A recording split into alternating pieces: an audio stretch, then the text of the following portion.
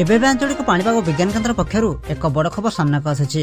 तेबे वर्तमान जहाँ सूचना मिलूँ राज्य में जारी रही शीत वर्षार लुचकाड़ी खेल। पाणीपाग विभाग पक्षर मिलता ताजा सूचना अनुसार उत्तर और पश्चिम ओडिशा रे 28 तारिख अर्थात आज और 29 तारिख अर्थात आसंता काली हालुका वर्षा होबार संभावना रही। एने पुणी अदिनिया वर्षा को नहीं छानिया होइछि चाषी।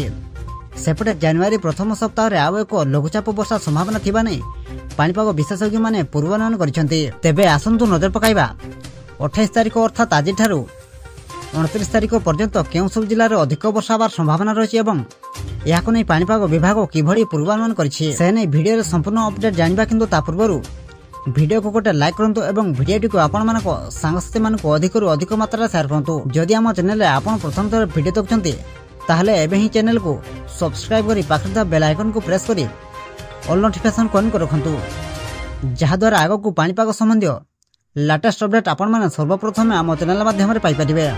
पश्चिमा झड़ प्रभाव में आज और आसंता काली उत्तर पश्चिम ओडिशा रे हालुका वर्षा संभावना थिबा नै सुआ पाणीपाग केन्द्र निर्देशक शरत साहू गत 2 दिन पूर्व पूर्वानुमान करथिले। मात्र पाणीपाग विभाग सूचना अनुसार शनिवार अर्थात आज राज्यर गोटे बा दुईटी स्थान में प्रबल वर्षा होबार संभावना रही।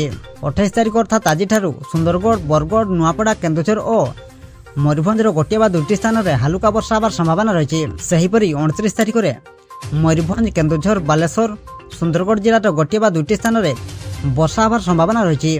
बाकी अंचल में पाग मुख्यतः सुखिला रहिबो। 30 तारिख 31 तारिख और जनवरी 1 तारिख में राज्य में पाग सुखिला रहिबो। आज राज्यर जाजपुर केन्द्रापड़ा खोर्धा नयागढ़ केन्दुझर कंधमाल कलाहांडी और रायगड़ा जिले में मध्यम धरण कुहुड़ी आशंका रही। सेहीपरि जनवरी 3 तारिख में दक्षिण पूर्व बंगोपसागर में एक घूर्णिबलय सृष्टि होबार संभावना रही। प्राथमिक आकलन अनुसार यह अधिक घनीभूत हो पारे।